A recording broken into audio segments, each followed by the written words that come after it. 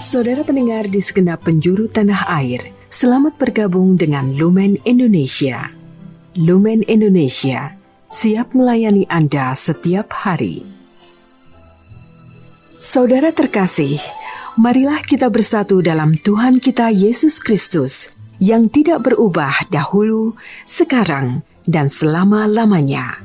Allah Sang Maha Rahim mengasihi dan menerima sebagaimana adanya kita.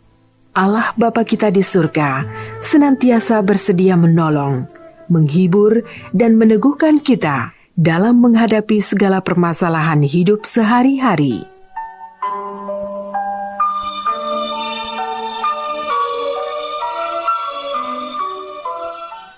Saudara-saudari, marilah kita mendengarkan renungan dengan judul Godaan Uang, yang berdasarkan pada Injil Matius bab 26 ayat 15 dan 16.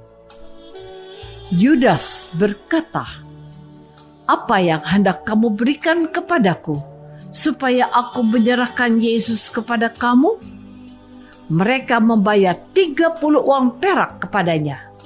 Dan mulai saat itu, Yudas Iskariot mencari kesempatan yang baik untuk menyerahkan Yesus. Dalam nama Bapa dan Putra dan Roh Kudus. Amin. Saudara-saudari terkasih dalam nama Tuhan Yesus Kristus. Bacaan Injil kemarin dan hari ini sesungguhnya lebih menyoroti dan mengangkat tokoh yang paling kontroversi di balik peristiwa sengsara dan kematian, yakni Yudas Iskariot. Tentu menjelar detik-detik yang menegangkan sekaligus mengerikan yang akan dialami oleh Yesus Kristus. Yudas Iskariot menjadi tokoh utama yang patut untuk dipersalahkan. Sebab Yudas Iskariot yang menjadi salah satu rasul kepercayaan Yesus tega menyerahkan Yesus kepada imam-imam kepala. Yudas Iskariot menjual Yesus hanya dengan harga murah, yakni 30 uang perak. Bagi orang Yahudi, harga 30 uang perak adalah harga jual seorang hamba. Dengan kata lain, Yudas Iskariot menjual Yesus dengan harga yang sangat murah, layaknya seorang hamba. Namun, dasar sifat rakus dan serakah yang dimiliki Yudas Iskariot membuat dia tidak mempedulikan harga diri dan martabat Yesus. Yudas Iskariot tidak lagi menyadari bahwa Yesus adalah Anak Allah dan bukan seorang budak atau hamba yang dapat diperlakukan dengan semena-mena. Saudara-saudari terkasih, sifat rakus, serakah, cinta akan uang secara berlebihan menjadi pintu masuk bagi kekuatan iblis untuk menghancurkan manusia. Iblis memang tidak dapat mengalahkan Yesus, sebab Yesus tidak pernah memberikan sedikit pun kesempatan kepada iblis untuk menyerang atau menguasai diri Yesus. Sementara Yudas Iskariot tidak menyadari bahwa dia telah dipakai oleh iblis untuk menyerang dan menghancurkan misi Yesus, yakni menyelamatkan umat manusia dari dosa. Sebab dengan sangat licik, iblis memanfaatkan kelemahan Yudas Iskariot yang begitu rakus dan serakah.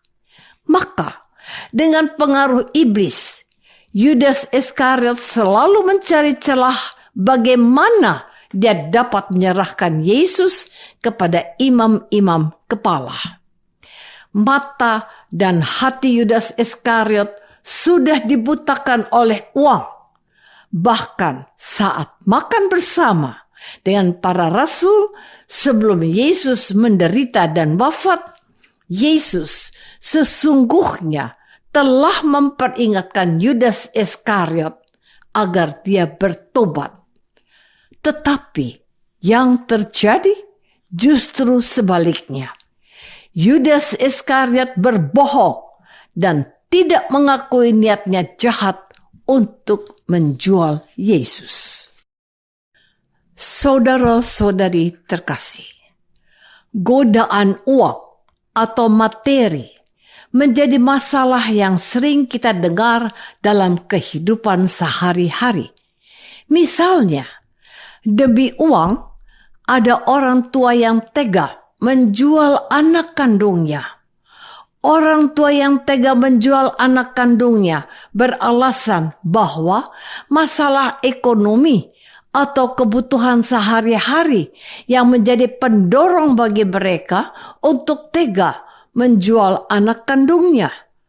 Tentu alasan itu tidak masuk akal. Sebab sebagai orang tua, mereka semestinya sudah menyiapkan semua kebutuhan anak-anak. Bahkan jauh-jauh hari sebelum anak tersebut lahir. Yang lebih mengerikan dan sangat tidak manusiawi adalah sikap orang tua yang menjual anaknya demi mendapatkan uang untuk mabuk-mabukan atau hanya sekedar berpesta pora.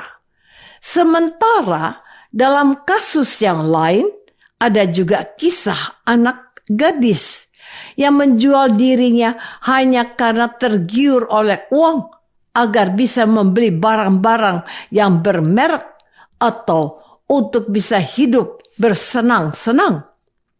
Yang mengherankan, uang yang diperoleh anak gadis itu ternyata tidak dimanfaatkan untuk sesuatu yang tidak penting. Anak gadis itu hanya ingin hidup bersenang-senang dan berfoya-foya. Dan masih banyak contoh lain, termasuk ada anak yang membunuh orang tuanya gara-gara hak warisan.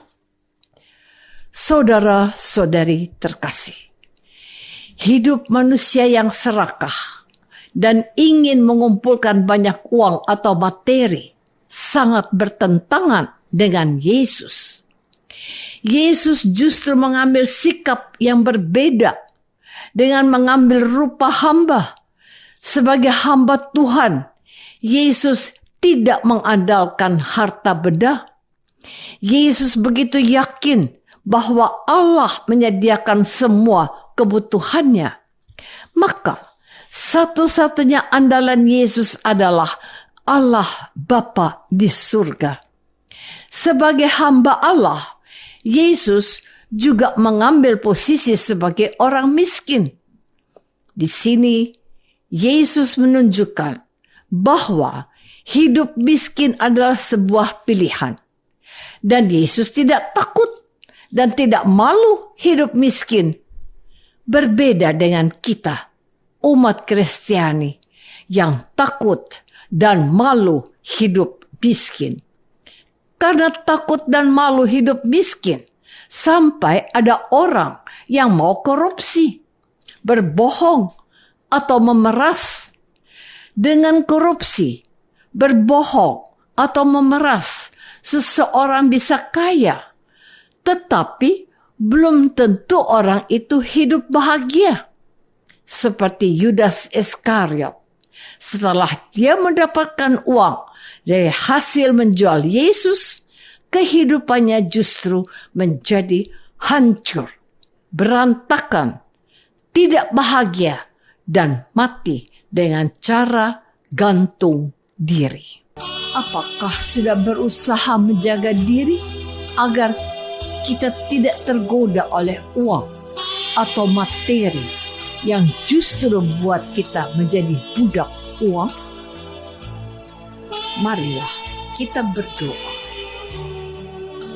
Tuhan Yesus Kristus, kami sedih, kecewa, dan marah dengan sikap Yudas Iskariot Namun, kami umat-Mu juga terkadang bersikap seperti Yudas Iskariot yang tega menjual dan melukai diri sendiri dan sesama kami. Tuhan, sadarkanlah kami agar mata dan hati kami tidak dibutakan oleh godaan uang. Doa ini kami persembahkan dalam nama-Mu, Tuhan dan pengantara kami. Amin. Semoga kita semua selalu dinaungi dan dibimbing oleh berkat Allah yang Maha Kuasa. Dalam nama Bapa dan Putra dan Roh Kudus. Amin. Dengan penuh kasih dan sukacita, Lumen Indonesia mengundang saudara-saudara seiman di segenap penjuru tanah air.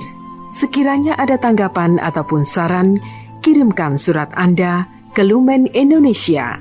Terima kasih atas perhatian Anda. Sampai berjumpa lagi dengan Lumen Indonesia pada waktu dan gelombang yang sama esok hari.